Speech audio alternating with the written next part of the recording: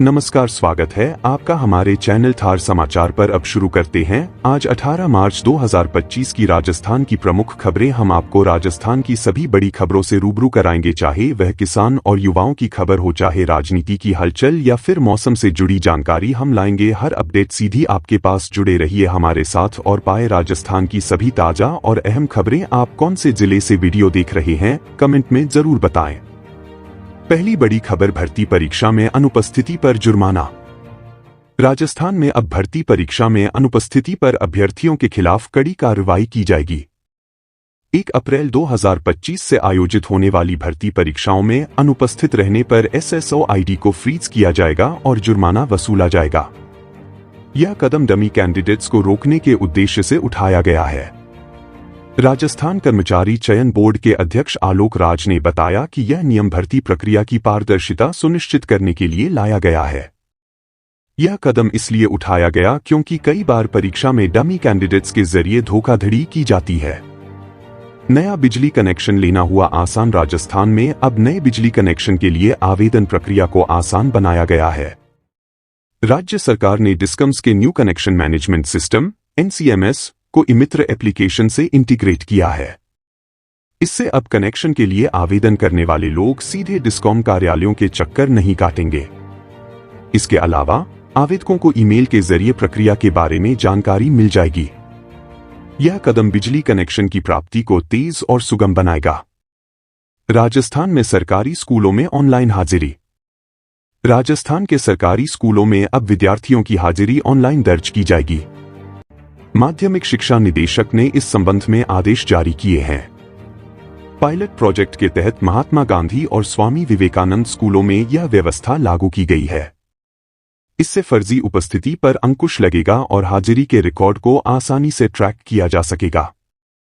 यह कदम शिक्षा प्रणाली में पारदर्शिता और उत्तरदायित्व बढ़ाने के उद्देश्य से उठाया गया है। राम मंदिर में मुख्य पुजारी की नियुक्ति में बदलाव। श्री राम जन्मभूमि तीर्थ क्षेत्र ट्रस्ट ने एक महत्वपूर्ण निर्णय लिया है।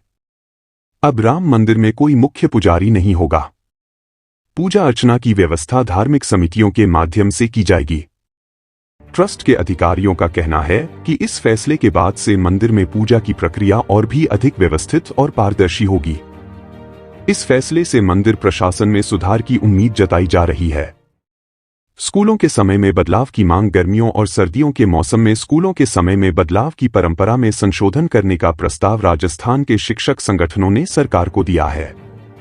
शिक्षक संगठनों का कहना है कि दीपावली और होली के बाद स्कूलों के समय में बदलाव होना चाहिए, क्योंकि इन प्रमुख त्योहारों के बाद मौसम में बदलाव होता है।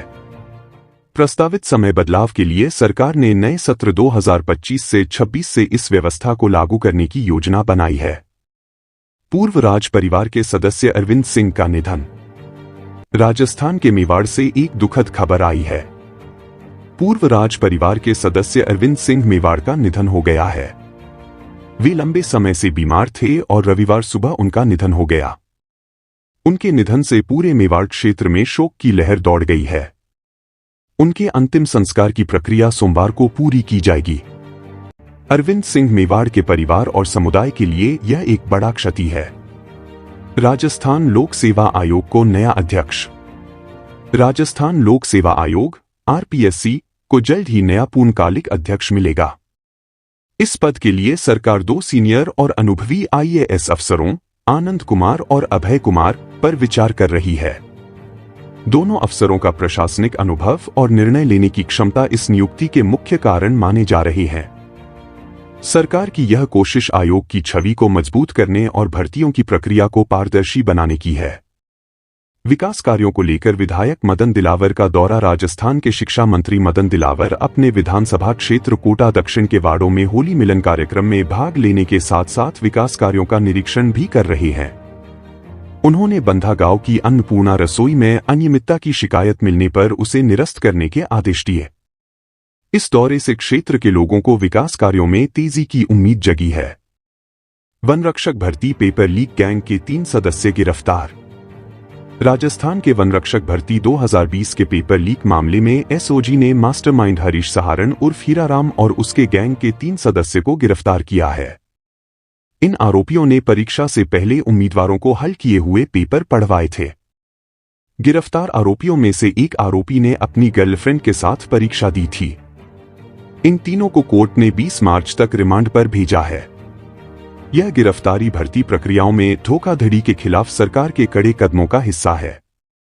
राजस्थान में अवैध कॉलोनियों को पट्टा देने की योजना। राजस्थान सरकार ने अवैध कॉलोनियों को वैध करने के लिए एक योजना बनाई है, जिसके तहत इन कॉलोनियों में रहने वाले लोगों को पट्टा दिया जाएगा। राज्य सरकार ने आवासन मंडल को आदेश दिए हैं कि वह इस योजना को लागू करने के लिए 15 मई तक रिकॉर्ड जमा करे। जुलाई में कैंप लगाकर इन कॉलोनियों के लोगों को पट्टे दिए जाएंगे। यह योजना जयपुर में बसी कई अवैध कॉलोनियों के लिए शुरू की गई है, जो अब वैध हो जाएंगी। राजस्थान में आंधी तूफान और बारिश की चेतावनी। भारत मौसम विज्ञान विभाग (IMD) ने राजस्थान के विभिन्न हिस्सों में आंधी तूफान और भारी बारिश की चेतावनी जारी की है। विशेष रूप से उत्तर और पश्चिमी राजस्थान के जिलों जैसे जैसलमेर, बाड़मेर, जोधपुर और पाली में 17 से 18 मार्च के बीच तेज हवाएं और बारिश हो सकती है। अधिकारियों ने लोगों से सतर्क रहने की अपील की है और कृषि गतिविधियों को सुरक्षित रखने की सलाह दी है। यह बारिश खरीफ फसलों के लिए फायदेमंद हो सकती है, लेकिन किसानों को अपनी फसल की सुरक्षा के लिए भी सावधानी बरतने की आवश्यकता है। राजस्थान में तापमान में भारी गिरावट, शीतलहर का खतरा। राजस्थान में मार्च के महीने में अचानक तापमान में गिरावट देखी जा रही है, जिससे राज्य के कई इलाकों में शीतलहर का खतरा उत्पन्न हो गया है। जयपुर, अलवर, अजमेर और भीलवाड़ा जैसे शहरों में न्यूनतम तापमान 10 डिग्री सेल्सियस से नीचे चला गया है। मौसम विभाग ने आगामी दिनों में और भी ठंड बढ़ने की संभावना जताई है। शीतलहर के कारण किसानों को अपने फसलों की सुरक्षा के लिए आवश्यक उपाय करने की सलाह दी गई है। खास